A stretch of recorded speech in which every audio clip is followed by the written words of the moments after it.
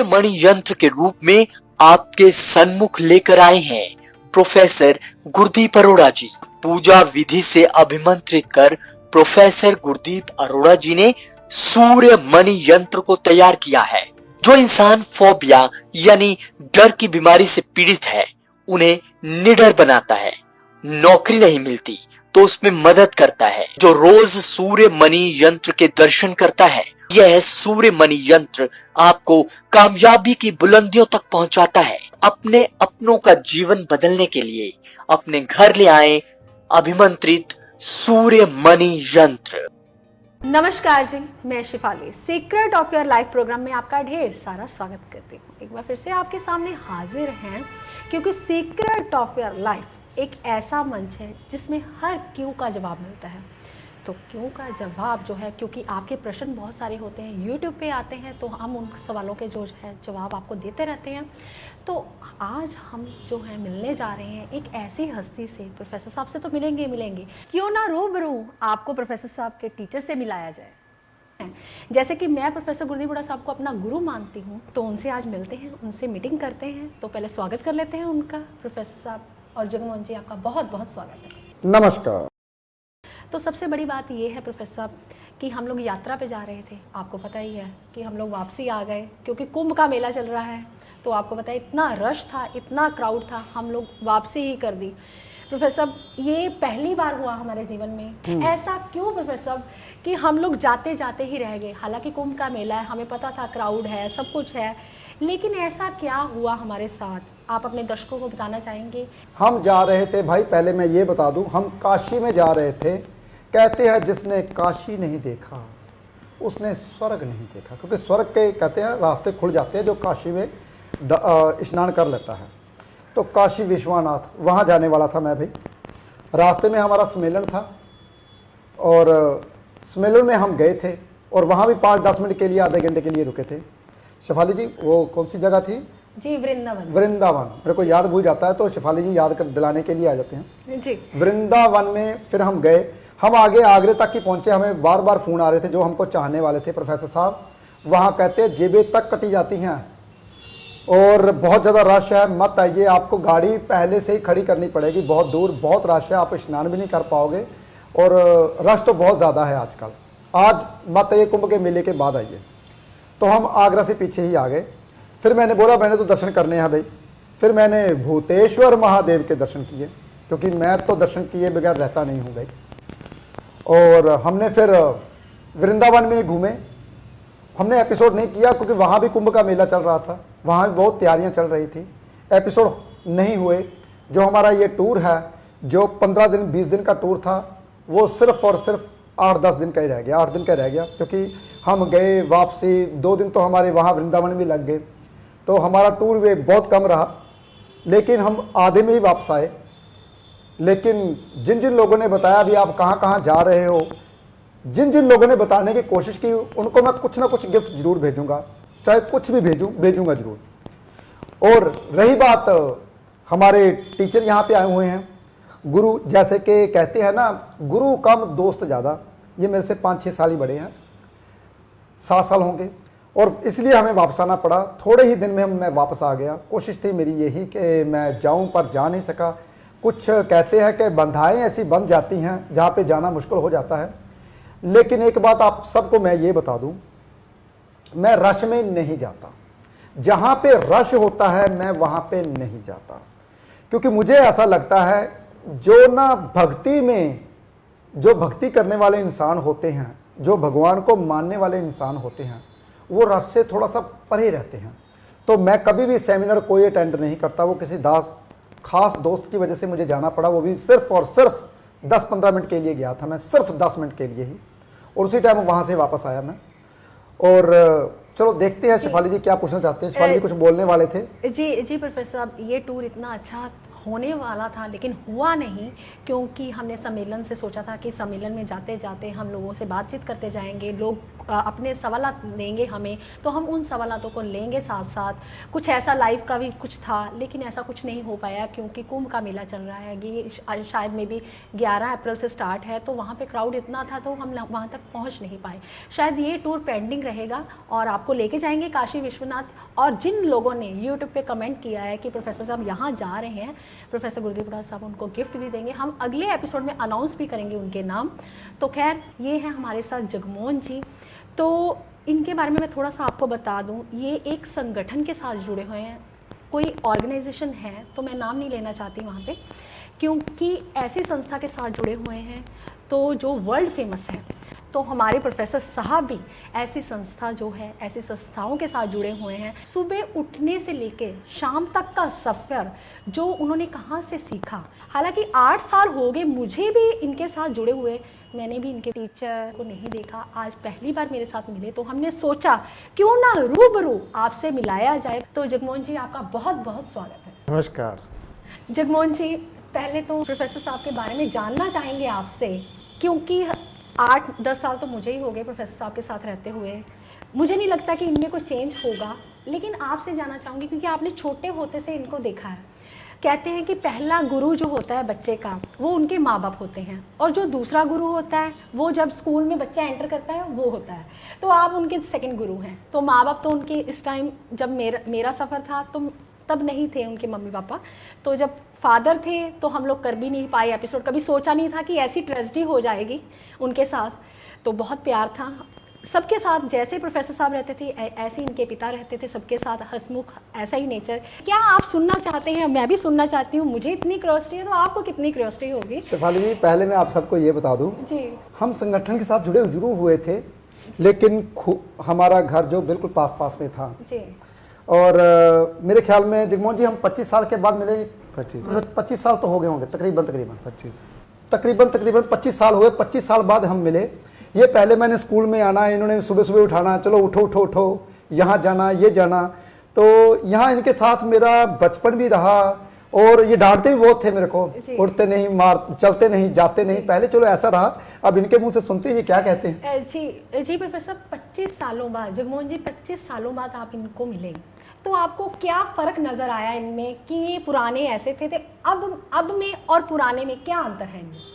बहुत सुंदर प्रश्न आपने किया है कि प्रोफेसर गुरदीप अरोड़ा जी को मैं जब ये बचपन में जब छोटे थे तभी से जानता हूँ, क्योंकि हमारा, जैसे इन्होंने प्रोफेसर साहब ने बताया कि हमारे अगल बगल में घर था, तो घर में आना जाना भी काफ़ी था। फिर हम कुछ ऐसे संगठन के साथ जुड़े थे जिन्होंने हमें ये सिखाया था कि सुबह 4 बजे उठना, उठकर ग्राउंड में जाना, दौड़ना। और इनको जैसे मैंने शुरू करवाया था, हमारे साथ जुड़े और इनको उठाने जाना, तो पहले तो बड़े ढीठ टाइप से थे कि ज़बरदस्ती इनको उठाना पड़ता था। लेकिन जैसे ही धीरे धीरे एक दिन इनको लेकर गए तो इनको अच्छा लगा वहाँ जाके कि खेलने को मिल रहा है, एक नई नई गेम खेलने को मिल रही हैं। जब दौड़ करनी पड़ती थी, फिर जब दौड़ करके थक जाते थे, लास्ट में 1 घंटे का हमारा होता था वो, तो उसके बाद फिर कुछ ना कुछ खाने पीने को भी वहाँ पर हम लोग करते थे। तो ऐसे इंटरेस्ट इनका बन गया। और प्रसाद जो है शुरू से ही चंचल स्वभाव के हैं, और इतना बढ़िया स्वभाव है कि हमारे पूरे शहर में, अगर मोहल्ला तो दूर की बात है, पूरे शहर में इनके जैसे स्वभाव वाला व्यक्ति कोई नहीं था। क्योंकि स्वभाव कुछ ऐसा था कि जिस घर में गए उसी घर के हो गए। कभी भी जिस घर में कभी गए ये महसूस नहीं होने दिया कि शायद मैं यहाँ पर मेहमान के तौर पे या किसी को मिलने के लिए आए हैं। जी जगमोहन जी, मेरा दूसरा सवाल आपसे ये रहेगा, प्रोफेसर गुरदीप बराड़ साहब हर बार बताते हैं कि जो मेरा पुराना पिछोकड़ है, जिस घर में पैदा हुआ वो बहुत गरीब घर था। लेकिन प्रोफेसर साहब का ये सफ़र रोडपति से करोड़पति तक का, ये कैसा रहा? क्योंकि आप शायद 20-25 सालों बाद मिले हैं, लेकिन मैं जानना चाहूँगी आपसे, शायद आप से कांटेक्ट रहता होगा, आपसे फ़ोन पे बातें होती रहती होंगी, लेकिन जो उनकी पुरानी बैकग्राउंड थी और अब की बैकग्राउंड, जैसे कहते हैं ना इंसान अमीर बनने के बाद कुछ चेंज हो जाता है, क्या आपको ऐसा लगा इनमें? बहुत बढ़िया है, क्योंकि संघर्ष बहुत किया है इस बच्चे ने। वैसे भी हमारे लिए तो बच्चे ही हैं, जी बिल्कुल। तो बहुत संघर्ष किया है। मुझे आज भी याद है कि जब ये इन्होंने वहाँ पर काम शुरू किया, एक काम शुरू किया, उसमें सक्सेस नहीं मिली, फिर दूसरा किया, तीसरा किया, इस प्रकार जो कभी हिम्मत नहीं हारी, जो काम मतलब लगा करने को वो इन्होंने किया। घर में गरीबी भी थी, लेकिन इतनी भी ज़्यादा नहीं थी कि उसके लिए मतलब बहुत ही ज़्यादा लाले जैसे पड़े हों, ऐसा नहीं था। लेकिन संघर्ष जीवन में बहुत किया, और आज का जो जीवन में इनका देखूं तो ज़मीन आसमान का फ़र्क है जी। क्योंकि उस समय जब हम इनको बताया करते थे कुछ बातें, कुछ जनरल नॉलेज की, कोई ज्ञान की बातें, आज तो जब मैं इनसे कुछ दिन पहले मिला था आके, तो मेरी जब बातचीत हुई, इन्होंने मेरी, जब मैं इनकी क्लास लेता था तो इन्होंने मेरी उस दिन क्लास ली है, और मेरे को इतनी खुशी हुई सुनकर, इतना बढ़िया, कि जिस बच्चे को हमने उंगली पकड़कर ज़बरदस्ती घर से निकाला था, आज वो इतना बड़ा ज्ञानी हो गया है। जी जगमोहन जी, आज आपको प्राउड फील नहीं हो रहा है? जिस बच्चे को मैंने पढ़ाया वो आज रोडपति से करोड़पति बन गया। बहुत बहुत छाती जो फूल कर जैसे ना चौड़ी हो जाती, चौड़ी हो गई है, कि जिस बच्चे को हमने मतलब कोशिश करी थी बाहर निकालने की, घर से ज़बरदस्ती खिलाया, आज उस बच्चे की तरक्की यहाँ पर देखकर मन बहुत खुश हुआ है। जी प्रोफेसर साहब, मैं यही सवाल आपसे पूछना चाहती हूँ, क्योंकि आप अपना पिछोकड़ बताते हैं, बहुत गरीब परिवार से थे, हमारे माँ बाप के पास खाने के लिए पैसे नहीं होते थे। तो प्रोफेसर साहब, ये सफ़र आपका, हालांकि आपने कई एपिसोड, आपके 700 के नियर अबाउट के एपिसोड हो गए, आपने हर एपिसोड में बताया कि मैं इतना डाउन टू अर्थ हूँ, कि मैं ज़मीन से जुड़ा हुआ व्यक्ति हूँ, अगर कोई गरीब आपके सामने आ जाता है तो आपकी वैसी आंखें नम हो जाती हैं। तो प्रोफेसर साहब, आपका, मैं आपसे ये बात, क्योंकि ये सवाल मैं इसलिए बार बार पूछती हूँ क्योंकि आज की डेट में ऐसे लोग हैं, क्योंकि आपको पता है देश की अर्थव्यवस्था जो है वो बहुत ख़राब है इस टाइम, तो बहुत सारे लोग जिनका बिजनेस अप है, अप था, तो अब ज़मीन में आ गए हैं। तो आपका ये रोडपति से करोड़पति तक का सफ़र कैसा रहा, ये मैं आपके मुख से सुनना चाहती हूँ। शेफाली जी, सभी लोग कहते हैं कि ऐसा होता है, ऐसे बंदा अमीर बनता है, लेकिन अमीर वही बनता है जो मेहनत करता है, ईमानदार होता है, समय से पहले उठता है और समय उसकी कदर करता है। जैसे कि जगमोहन जी ने बताया, इन्होंने मेरे को 25 साल बाद इन्होंने मेरा फ़ोन नंबर ढूंढा। जगमोहन जी, कैसे ढूंढा फ़ोन नंबर आपने? वो मैं जीरा आया था, तो जीरा मेरे को एक इनके घर के पास के ना एक लड़का मिला मेरे को, मैं किसी काम से कोर्ट में गया हुआ था, तो वो बच्चा वहाँ पर नौकरी करता है, ऑफिसर है, लेकिन सीट से खड़ा हो गया, उसने मैं सबके सामने मेरे पाँव छुए, क्योंकि उनको भी हमने पढ़ाया, टीचिंग दी है। तो मेरे को जब उन्होंने बताया कि आप, हम प्यार से प्रसाद को लक्की बोलते हैं, लक्की, तो उन्होंने मेरे को कहा कि आप जगमोहन जी लक्की को जानते हो? मैं कहा हाँ यार, बच्चा हाथ से खिलाया है, सब कुछ पता है। कह रहे आप मिले उनको? मैं कहा नहीं, मैं मिला नहीं। मैं कहा यार मेरे को नंबर तो दो। कह रहे मैं उनको, आपको उनका पर्सनल नंबर देता हूँ। तो जो, क्योंकि वो किसी को देते नहीं है पर्सनल नंबर, तो इसलिए मैंने फिर उस दिन इनका नंबर ढूंढकर फिर मैंने हिम्मत करके फ़ोन मिला लिया। मैं कहा बड़े आदमी हो गए, शायद पता नहीं पहचाने या ना पहचाने, लेकिन जैसे ही मैंने फ़ोन मिलाया, वास्तव में वही रहा रूप। जी प्रोफेसर, जब आपको इनका फ़ोन आया तो आपको क्या फील हुआ कि मेरे टीचर का फ़ोन आया, जिससे मैंने सीखा, मैंने पढ़ा, तो आपको एक इंटरनली खुशी कैसा प्रतीत हुआ आपको? शेफाली जी, सच बताऊं जी, जिन जिन के घर में मैं गया, जिन जिन घर में मैंने खाना खाया, जिन जिन के घर में खेला, वो मुझे आज तक नहीं भूले। जी बिल्कुल, मैं सबको याद करता हूँ, क्योंकि इनके यहाँ भी मैं अभी तक याद है, ये हमें खिलाते थे और धुलाते थे, भूख लगती थी तो हम बहन भाई सभी इकट्ठे हो गए, पता क्या करते थे, देखते एक मटका होता था पानी पीने वाला, तो मटका एक ही होता है, तो ऊपर एक कप रखा होता है, तो मैंने जाना इनके घर में मटका भरना, पानी पीना, वैसे ही वहाँ पर रखना, सबने ऐसी, यानी कि ऐसा प्यार होता था कि घर पे, हालांकि मेरी स्थिति इनसे ज़्यादा बढ़िया नहीं थी, जी बिल्कुल, ये इनकी स्थिति बहुत अच्छी थी, और हमने एक थाली में रोटी खानी, एक थाली में खेलना। जिन जिन घर में भी गया हूं ना, मुझे ऐसा लगता है जो बंदा जीरे से आया है ना, तो ये बंदा मेरा अपना है जी। तो वैसे तो इनके साथ तो मैं इकट्ठा खेला हूं, तो ऐसा तो नहीं हो सकता है कोई बंदा अमीर बन जाए तो ऐसा होता है। मेरे ख्याल में वो तो जगमोहन जी बताएंगे कितना अंतर आया मेरा पहले में तो और अब में। मुझे तो अंतर महसूस नहीं हुआ, क्योंकि जो पहले अंतर था, चाहे उस समय गरीबी थी, कुछ भी था, लेकिन मिलने का स्वभाव, बोलने का, बातचीत करने का तरीका आज भी वही है। और ये सबसे बहुत बड़ी बात होती है कि इतना बड़ा रुतबा आ जाए, पैसा आ जाए और बंदे में घमंड आ जाता है, लेकिन इनमें ऐसी कोई बात नहीं है। मेरे को तो वही महसूस हुआ जो पहले मिला था। जी जी प्रोफेसर, मेरा सवाल था आपसे, आपने अभी बोला कि जो इंसान मेहनत करता है, सुबह जल्दी उठता है, वो इंसान कभी गरीब नहीं रहता है। तो प्रोफेसर माफ़ी चाहती हूँ, जो रिक्शा चलाता है वो भी सुबह उठ के चलाता है, तो फिर वो अमीर क्यों नहीं है? बहुत अच्छा क्वेश्चन किया शिफाली जी आपने। देखिए मैं आपको बताता हूँ, वैसे मैंने पहले भी एपिसोड में बताया था।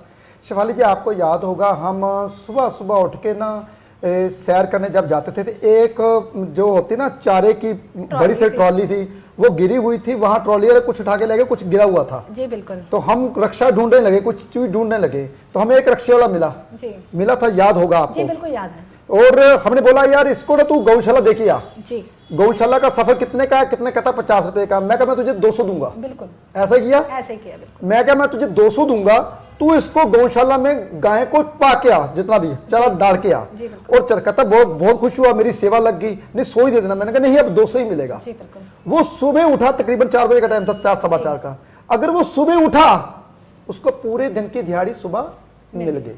देखिए, और कहते हैं यार वो रक्षाला मेहनत करता है, गलत बात, ये बिल्कुल गलत बात। वो मेहनत नहीं करता। अगर वो मेहनत करता और जिंदगी में कामयाब जरूर होता। जो इंसान सुबह उठने से, सुबह सूर्य उदय से पहले उठते हैं, चाहे वो रिक्शे वाला, चाहे वो ठेले वाला, चाहे वो दुकानदार, कोई भी दुनिया का काम करता है, वो जिंदगी में कामयाब जरूर होता है। ये मैं लिख के दूंगा हर इंसान को, क्योंकि मेरे साथ अनुभव हुए हैं। जो मेरे कहते हैं मैं हड बीती सुनाता हूं, जग बीती नहीं सुनाता। जग बीती वो इंसान सुनाते हैं जो ऊपर से पता चल जाता है यार ये इंसान झूठ बोल रहा है, ये सच बोल रहा है। मैं अब बोल रहा हूं कैमरे के सामने, मैं झूठ बोल रहा हूं, सच बोल रहा हूं, ये तो आपको पता चल ही जाएगा, क्योंकि इंसान के भीतर आत्मा होती है। जो सुनने की नसें होती है ना, वो सीधी भीतर आत्मा से गुजर के जाती हैं। तो वो आपको पता चल जाता है ये इंसान दिल से बोल रहा है, दिमाग से बोल रहा है, या फिर आत्मा से बोल रहा है। मैं हर बात आत्मा से बोलता हूं। कहते हैं ना आत्मा की बात आत्मा को ही टच करती है। इसलिए कभी भी जिंदगी में याद रखिए, जो इंसान सुबह उदय, कहते सूर्य उदय से 1 घंटा 36 मिनट पहले उठते हैं, वो समय को जीत लेते हैं। जी जी प्रोफेसर साहब, जैसे कि मैंने एपिसोड की शुरुआत में बोला कि इस मंच में आपको हर क्यों का जवाब मिलेगा। हालांकि हम ये सवाल आपसे लेंगे, लेकिन जगमोहन जी आपसे मैं सवाल करना चाहती हूँ, क्योंकि आप एक शाखा के अंदर थे, जो एक संगठन है, ऑर्गेनाइजेशन है, वहाँ पे एक शाखा सुनाई जाती थी, शायद वो संस्कृत की शाखा थी। प्रोफेसर साहब, मेरे को बड़ी पुरानी बात है, शायद आज से 5 साल पहले की बात है, कि शिफाली जी एक हमारे गुरु हुआ करते थे, वो मेरे टीचर थे, वो हमें ऐसा पढ़ाया करते थे। एक संस्कृत की शाखा, ये बीच बीच में भूलते थे, बीच बीच में गाते थे, तो मैं बोलती थी प्रोफेसर साहब ये आप गाते क्या है? तो आज मेरे सामने आप रूबरू हैं, मैं पूछना चाहूंगी कि वो शाखा है क्या, और आप कैसे अपने व्यूअर्स को सुनाना चाहेंगे? शिफाली जी मैं सच बताऊं जगमोहन जी, ये सत्य है। मैंने याद किया था आपको, क्योंकि वो शाखा के रूप में याद किया था। हाँ, ये बात सत्य है। मैंने कहा वो सुनाते थे तो हमें बहुत अच्छी लगती थी। जी बिल्कुल। और शायद आप दोनों मिलके गाना चाहेंगे तो वो भी हो सकता है। जी जी जी सुनाइए, मैं सुनना चाहूंगी। असल वो एक प्रार्थना है जो संगठन की सुबह शाखा लगती थी, तो शाखा जब हम 1 घंटे की खेल कूद वगैरह कर लेते थे, बौद्धिक चर्चा भी होती थी उसमें, कि ज्ञान व्यान, देश की दुनिया, ये सब। तो उसके बाद लास्ट में हम वो प्रार्थना करते थे। उस प्रार्थना में पहले पहरे में भारत माता को वंदना करी गई, और दूसरे पहरे में भगवान से वर मांगे गए कि हे भगवान, हमें देश सेवा करने के लिए, समाज सेवा करने के लिए ये वर हमको चाहिए। तो इस प्रार्थना में वो आता है। तो वो हम सब, वो हमारी संस्कृति में है। हमने भारत माता की वंदना करी है कि हे भारत माता, मैं तेरे द्वारा इस धरती पर सुखों से पाला गया हूँ, तुझे बहुत बहुत नमन है, और ये जो मेरा शरीर है ये तेरे काम आए, क्योंकि मैं जिस धरती में पलकर बड़ा हुआ हूँ, अन्न खाकर इतना बड़ा हुआ हूँ, तो मैं ये जो मेरा शरीर है, मेरा मन है, तन मन धन, ये तेरे काम है, इसलिए तुझे बार बार नमस्कार। जगमोहन जी, आपने अभी संस्कृत में एक प्रार्थना सुनाई। अगर मैं कहूँ तो हमारी शायद 135 करोड़ की जनता है, तो उनमें से मुझे लगता है 5 करोड़ लोगों को भी ये शायद नहीं संस्कृत आती। तो जितने भी स्कूल हैं, जितने भी ऑर्गेनाइजेशन हैं, वो सब संस्कृत को भूल चुके हैं। अगर मैं कहूँ आज की जनरेशन के अगर हमारे बच्चे भी हैं, उनको भी संस्कृत नहीं आती। तो बहुत कम स्कूल हैं भारत में जहाँ संस्कृत पढ़ाई जाती है। जैसे जैसे पीढ़ी आगे बढ़ती जा रही है, वैसे वैसे हमारी भाषा पीछे छूटती जा रही है। तो कहते हैं ना, कई बार हम लोग पेड़ देखते हैं। अगर मैं भी बात करूं तो मैं भी रहती पंजाब में हूं, लेकिन एक शहर की पलवल जैसे शहर में पली बड़ी हूं। अगर मैं प्रोफेसर साहब की बात करूं, ये जीरा शहर फिरोजपुर से हैं, तो इन्हें हर पेड़ के बारे में पता होता है कि ये शिफाली पेड़ सफ़ेदे का है, ये पेड़ नीम का है। तो हमें नहीं पता चलता। अगर हम उसकी टहनियाँ देखते हैं तो हम सर्च करते हैं फटाफट गूगल से, हाँ ये इसका ही होगा। मतलब आजकल के बच्चों को नॉलेज नहीं है। तो इसके बारे में आप क्या कहना चाहेंगे? देखिए, समाज इतना आगे तरक्की कर गया है, लेकिन अपनी जो उसकी भूमि है, नेचर है, उससे दूर होता जा रहा है। आज की जो बच्चे हैं आज के, उनको इन पेड़ पौधों के बारे में या हमारी जो फसल पैदा होती है खेतों में, उसके बारे में कोई जानकारी नहीं है। मैं आपको एक घटना सुनाता हूँ कि मेरे एक दोस्त और हम फरीदाबाद के पास में एक गांव है, वहाँ पर गए। तो वहाँ पर कोई फंक्शन था, तो उनका बेटा कम से कम भी 10-12 साल का बेटा था उनका साथ में। तो ऐसे हम खेतों में जा रहे थे, तो गेहूं के पौधे उसने देखकर कहा कि पापा ये क्या है। तो उसके पापा ने मेरी तरफ देख के कहा कि यार भाई साहब, मैं तो शहर में रहा हूँ, आप ही जवाब दो इसका क्या है, क्योंकि आप पंजाब से बिलोंग करते हो। तो मैंने उनको बताया कि ये गेहूँ का पौधा है। वो एकदम हैरान रह गए कि गेहूं का पौधा इतना होता है। कह रहे हमने तो समझा था कि गेहूं जो है पेड़ पे लगती है। तो इतना मतलब सुन के मैंने फिर उनको ये कहा कि मैं कहा देखो, बच्चों को इस हमारी जो मातृभूमि है इसके साथ जुड़े रहें, इसके लिए इन बच्चों को समय समय पर आप नेचर में लेकर आया करो, कम से कम जानकारी दी। जी जगमोहन जी, ये नेचर की बात तो अलग से रही, लेकिन अगर बात करूँ हमारी जो राष्ट्रीय भाषा है, जैसे कि हिंदी है, अगर पंजाब की भाषा कहूँ तो पंजाबी है हमारी। तो अगर कोई बच्चा इंग्लिश में बात करते हैं ना, mamma what is this, what are you doing, तो लोग कहते हैं यार इनका बच्चा पढ़ा लिखा है। तो जो हिंदी में बात करता है या पंजाबी में बात करता है, उसको कहता है ये मिडिल क्लास लोग, फैमिली के लोग हैं। क्या भारत जैसे देश में हम रहकर अगर अपनी मातृभाषा को अगर आप भूलते हैं, क्या हम बहुत टेक्नोलॉजी हो गई है या बहुत ज़्यादा हम पढ़े लिखे हो गए अगर हम इंग्लिश में बात करते हैं तो? शेफाली जी, ऐसी बात नहीं है जी। जब भी इंसान इंग्लिश बोलता है, उसे ऐसा लगता है कि मैं बहुत पढ़ा लिखा हूँ। जी बिल्कुल। ये नहीं कि इंग्लिश बोलने वाला इंसान या पंजाबी बोलने वाला इंसान अनपढ़ हो, ऐसा कुछ नहीं है। ये इंसान की सोच के ऊपर मैटर करता है कि इंसान जो आगे वाला सुन रहा है उसकी सोच क्या है। जी बिल्कुल। क्योंकि बच्चे जो पढ़े लिखे हैं वो तो इंग्लिश बोलेंगे, जी बिल्कुल। जो बच्चे पढ़े लिखे वो हिंदी भी बोलेंगे। जी। जो बच्चे मेरे जैसे हैं, जैसे मैं तो सिंपल साधारण इंसान हूँ भाई, तो मैं तो पंजाबी बोलूँगा या तो हिंदी में, और हिंदी में बीच में पंजाबी बीच में आ जाती है, टच करती है मेरी हिंदी भी। और इसलिए शेफाली जी, आगे सोचने वाला इंसान है वो क्या सोच रहा है मेरे बारे में। देखिए, मैं ज़्यादातर मैं बोलता हूँ, मैं इंग्लिश में बोलूँगा I don't know English, I don't know, मैं नहीं जानता, मुझे नहीं पता ये सब कुछ क्या है। लेकिन इंग्लिश में बात करूँगा तो मुझे ऐसा लगता है ये मैं ना, मेरा दिल अंदर से पता क्या बोलता है, मेरा दिल अंदर से बोलता है यार मैं ये जो नाटक कर रहा हूँ। जी बिल्कुल, मुझे ऐसा लगता है। और दूसरी बात यह है, अगर जो भाषा आपको अच्छी लगती है, अगर आप उसी भाषा में बात करते हो, एक बात सत्य बताऊं जगमोहन जी, जिस भाषा में मैं बात करता हूं ना, जो भाषा आपके भीतर अंदर से निकलती है, वही भाषा दूसरों को पसंद आती है। जी जी प्रोफेसर साहब, यहाँ पे मैं माफ़ी चाहती हूँ। मान लीजिए मैं बात कर रही हूँ इंग्लिश में, आपको इंग्लिश नहीं आती, तो मैं आपसे, अगर मुझे तो हिंदी भी आती है, पंजाबी भी आती है, पहले मैं आपका कंफर्ट देखूंगी कि आप किस भाषा में समझ रहे हैं। शेफाली जी, आपको याद होगा हम कनाडा में गए थे जी, जब हम खाता खुलाने गए थे जी, तो वो लड़ी हमारे साथ इंग्लिश में बात कर रही थी, लेकिन मैंने क्या बोला, मैंने अपनी भाषा नहीं छोड़ी। नहीं छोड़ी, बिल्कुल। मैंने बोला, हालांकि मैं समझ रहा हूँ, लेकिन मैंने बोला मैं पंजाब से आया हूं, लुधियाना से, हमने यहाँ पे खाता खुलाना है। मैंने हिंदी में बोला, लेकिन वो हिंदी जानती थी। अगर शेफाली जी आप दूसरों के पीछे लग के उनकी भाषा बोलने की कोशिश करते हैं, फिर हम बेवकूफ कहलाते हैं। जी बिल्कुल। हमको अपनी मातृभाषा नहीं छोड़नी चाहिए, जिसमें आप कंफर्ट होते हैं तो वही बोलनी चाहिए। हाँ, अगर दूसरे को समझाना नहीं आता या दूसरे को, फिर आप ऐसा कर सकते हो, उनकी भाषा थोड़ी सी ले सकते हो, फिर बोल सकते हो, नहीं तो नहीं। हमारे पीछे से इशारे आने शुरू हो चुके हैं, पीछे से कहते 2 मिनट रह गए, लेकिन हमारा एपिसोड जारी रहेगा। यहाँ पे हम अगले एपिसोड में भी यही बातें करेंगे, क्योंकि हमारा एपिसोड बहुत लंबा जाने वाला है। और शेफाली जी ऐसी बातें नहीं हैं, क्योंकि पता क्या बात होती है, सबसे बड़ी बात ये होती है, अगर आप सबको अपना बनाना चाहते हो जी, ये नहीं कि मैं अब अंग्रेजों को अपना बनाना चाहूंगा तो मैं इंग्लिश में बात करनी शुरू कर दूं, बिल्कुल भी नहीं जी। अगर उनकी किस्मत में कुछ अच्छा लिखा होगा वही मेरे पास आएगा। जैसे कि 25 साल बाद जगमोहन जी, जिसे मैं सर बोलता हूं, वो मेरे पास आए 25 साल बाद। ये सत्य है, ये सत्य है। 25 साल पहले की बात है कि पहले मैं इनकी किराने की दुकान होती थी कोट सिखा में, वहां गया था लास्ट दफा। वो मेरे ख्याल में कम से कम ज्यादा नहीं तो 98-99 की बात होगी तकरीबन। तो इनकी किराने की दुकान थी, वहां पे इनका होलसेल का काम था, वहां पे लास्ट बस वहीं पे ही देखा था। उसके बाद मैं जीरा शहर में बिजी हो गया, फिर मैं लुधियाना आया।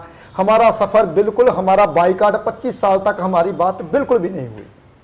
लेकिन जो मुझे पहले जो मेरे साथ खेलते थे, पढ़ते थे, सबको मैं वैसे ही मिलता हूं और वैसे ही पसंद करता हूं। और ये नहीं कि एक इंसान करोड़पति से करोड़पति बन गया, और जो करोड़पति बन जाता है क्या उसमें अकड़ आ जाती है, अहंकार आ जाता है, और चलने का तरीका हो जाता है, और थोड़ा सा इधर उधर देख के ऐसे चलता है, ऐसा कुछ भी नहीं है। मैं जमीन के साथ जुड़ा हुआ हूं, और मुझे पता है मरना ही मैंने जमीन में ही है। जो इंसान बढ़ जाता है, राख बन जाता है, वो राख उड़ जाती है। प्रोफेसर, मैं अभी आपको रोकना चाहूँगी क्योंकि पीछे कैमरामैन का इशारा आ रहा है, क्योंकि समय नहीं है। अगर आप चाहते हैं ज्ञान लेना तो कमेंट में हमें लिखिए, हम इस एपिसोड को हम कंटिन्यू करेंगे, बहुत सारी बातों का ज्ञान देंगे आपको। तो इस एपिसोड को आप ज़्यादा से ज़्यादा लोगों तक भी शेयर कीजिए, क्योंकि आपका एक शेयर दूसरे की ज़िंदगी को संवार सकता है। तो आगे के लिए हम मिलेंगे, अगर आप कमेंट में लिखेंगे कि आप आगे की बात को जारी रखना चाहते हैं। तो आज के लिए इतना ही, आप अपना ध्यान रखें। नमस्कार।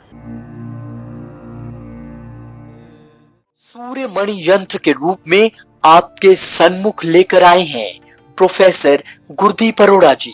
पूजा विधि से अभिमंत्रित कर प्रोफेसर गुरदीप अरोड़ा जी ने सूर्य मणि यंत्र को तैयार किया है।